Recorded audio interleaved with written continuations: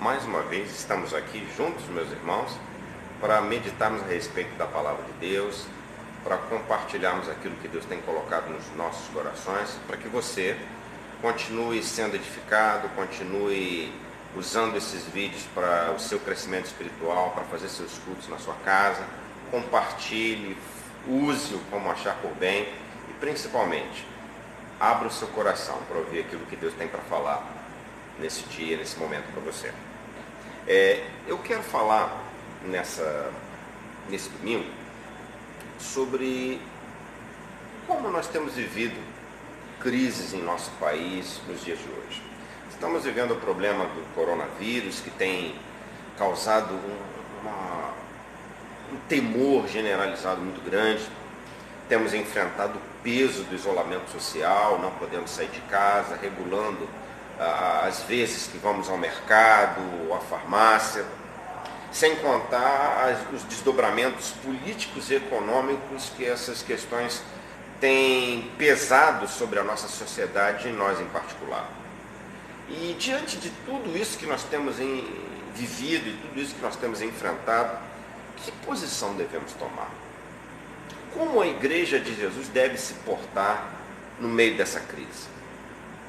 Nós, muitas vezes, nos juntamos aos críticos das mídias sociais para falar de um posicionamento político, de outro, de uma decisão do presidente, do governador, e como nós pensamos a esse respeito.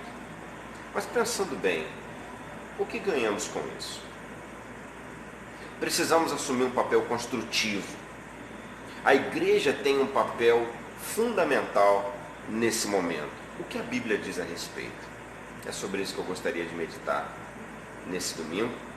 Como a igreja deve se portar no momento de crise. O texto da mensagem de hoje tem como base a primeira epístola de Paulo a Timóteo, capítulo 2, do verso 1 ao verso 8. Antes de tudo, recomendo que se façam súplicas, orações, intercessões e ações de graças por todos os homens, pelos reis e por todos que exercem autoridade, para que tenhamos uma vida tranquila e pacífica, com toda piedade e dignidade. Isso é bom e agradável perante Deus, nosso Salvador, que deseja que todos os homens sejam salvos e cheguem ao conhecimento da verdade. Pois há um só Deus e um só mediador entre Deus e os homens, o homem Cristo Jesus, o qual se entregou a si mesmo como resgate por todos. Esse foi o testemunho dado em seu próprio tempo. Para isso, fui designado pregador e apóstolo, digo a verdade, não minto, mestre da verdadeira fé aos gentios. Quero, pois, que os homens orem em todo lugar, levantando mãos santas, sem ira e sem discussões. Como a igreja deve se portar no momento de crise? O texto que nós lemos, o apóstolo Paulo fala de um momento muito especial e muito difícil que a igreja estava enfrentando. E ele aborda alguns aspectos importantes de como a igreja deveria proceder naquele momento. E é sobre isso que eu gostaria de refletir. A primeira coisa, a igreja deve assumir o seu papel de intercessor. Paulo escreve a primeira carta a Timóteo no meio de uma grande crise. Nesse tempo, o imperador era Nero, né? O Império Romano havia conquistado o mundo como um todo, né? E Nero, o imperador louco, déspota, que assassinou a sua própria mãe, duas de suas esposas, sendo uma delas grávida, é um homem totalmente louco, tremendamente ávido em perseguir os cristãos. E no meio dessa crise avassaladora, diante de uma autoridade iníqua, nesse contexto, Paulo exorta a igreja a interceder pelas autoridades. Parece um contrassenso. Apesar de não concordar com a política vigente, né, Paulo orava orava por eles. Para os irmãos terem uma ideia, se olharmos um outro escrito de Paulo, lá em Romanos 13, no verso 1 ao 7, ele afirma que nós devemos ser sujeitos às autoridades constituídas. Apesar de ter sido escrito um pouquinho antes de Timóteo, né? Nero já era o imperador naquele momento. O nosso papel como cristão não é ser crítico político, mas de intercessor. Isso não quer dizer que nós não tenhamos opiniões, que não possamos expressá-las, mas que devemos assumir o nosso papel principal, que é interceder. Orar pela nossa nação, orar pelos nossos governantes, orar pelo nosso presidente, orar por essa pandemia para que ela cesse e voltemos à nossa vida normal. Orar para que os governantes, eles tenham sabedoria nas suas decisões. Esse é o papel da igreja. O papel da igreja não é um papel político, mas é um papel espiritual. Paulo só se rebelava contra as autoridades constituídas quando elas atacavam sua fé e seus valores. Apesar de toda a perseguição de Nero aos cristãos, Paulo não deixava de pregar o evangelho. Era uma questão de fé. Apesar do imperador exigir o culto ao imperador, Paulo não seguia, não fazia isso, porque eram valores que eles tinham que eram contrários à sua fé. Nessas questões, Paulo se posicionava. Mas ele não deixava de orar por aqueles homens, por todos aqueles autoridades romanas que dominavam o mundo da época, para que o Senhor abençoasse, para que o Senhor abrisse a mente deles, para que o Senhor fizesse justiça, para que o Senhor estivesse no controle da situação política do mundo e da nação que ele vivia naquele momento. Vale relembrar que Jesus, quando veio ao mundo, apesar de quererem utilizá-lo como um símbolo político para libertar o povo de Israel do jugo dos romanos, Jesus se recusou a assumir esse papel. Ele disse que o reino dele não era humano, mas era um reino espiritual. Que nós, Igreja de Jesus, assumamos o nosso principal papel, que não é o de criticar, elogiar o governo, os governantes, mas sim de interceder pela nossa nação e conduzir o povo de Deus a fazer o mesmo. Outra coisa que o texto fala, que é papel da igreja nesse momento de crise, é manter o foco na missão. O apóstolo Paulo fala que é da vontade de Deus que todos os homens sejam salvos. A nossa principal arma contra essa crise é a pregação do Evangelho. É por essa razão que Paulo era pregador do Evangelho. Ele pregava um Deus de esperança, um Deus de transformação. O Evangelho, ele transforma. O cristianismo transformou a realidade política do Império Romano através da transformação das mentes e não através do engajamento político.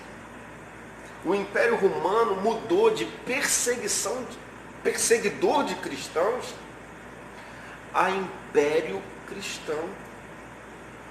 E isso ocorreu pela pressão dos próprios cidadãos romanos que se converteram ao Evangelho, levando as suas autoridades a repensar a maneira de conduzir o império. No Brasil, só mudaremos as coisas se mantivermos o foco na missão da igreja, pregar o Evangelho. Chega de crentes que pregam o Evangelho que não tem poder para mudar suas próprias vidas.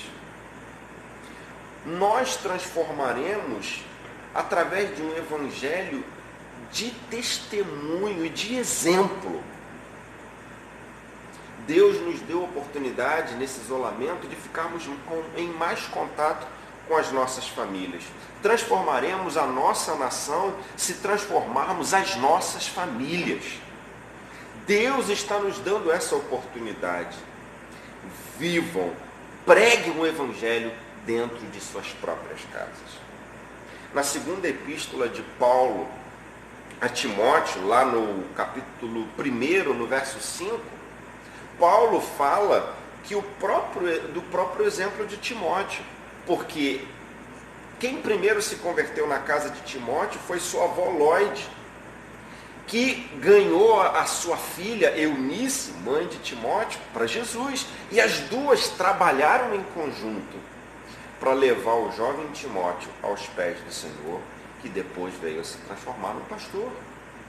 Se fizermos isso dentro de nossas casas, não vivendo um evangelho da boca para fora, um evangelho que não tem poder para mudar nossa própria vida, precisamos pregar o evangelho através do exemplo e não apenas das palavras. Claro que as palavras devem ser utilizadas, mas elas serão inúteis se nós não vivermos o evangelho dentro de nossas casas ou em qualquer lugar que estejamos. E terceiro e último, nós fomos chamados, nós temos um papel nessa crise para permanecer como igreja unida e em comunhão. Paulo conclui lá no versículo 8, dizendo que os crentes devem orar, adorar juntos, ou seja, levantar suas mãos, sem brigas, sem discussões. Nós não sabemos o motivo que levou Paulo a mencionar esse fato, mas uma coisa é certa, ele tinha conhecimento de que alguma divergência estava acontecendo na congregação em que Timóteo pastoreava. Era tempo de união, a crise era real e não havia tempo ou momento para brigas.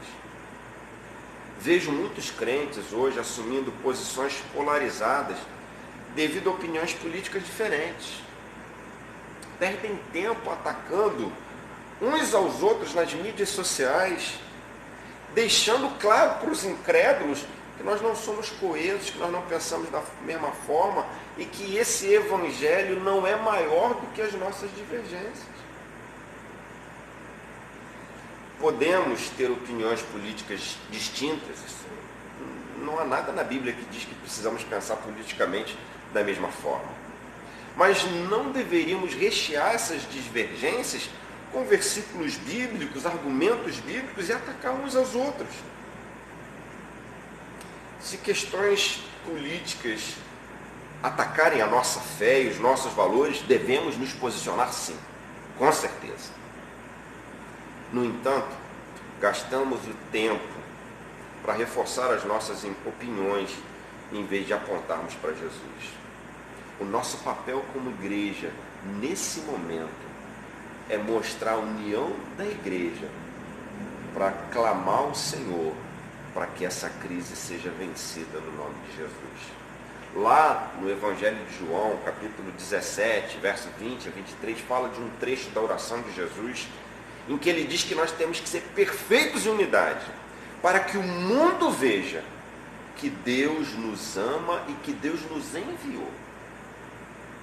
O mundo precisa ver que nós estamos unidos, assim como Jesus estava unido com o Pai. Assim nós impactaremos o mundo e contribuiremos positivamente para vencer essa crise, transformando vidas e cumprindo o papel da igreja.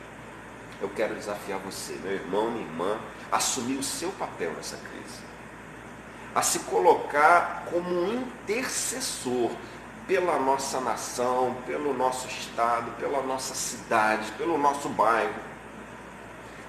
Viver e pregar o evangelho dentro da sua própria casa. Comece trabalhando para ganhar a sua família para Jesus. E eu quero desafiar a igreja a se manter unida e coesa em comunhão, para que juntos impactemos o mundo e mudemos o Brasil. Vamos orar? Senhor nosso Deus, abençoa a sua igreja nesse momento. Age com poder e graça em nosso país. Liberta-nos, ó Deus, dessa crise, desse coronavírus. Tira isso do nosso país em nome de Jesus.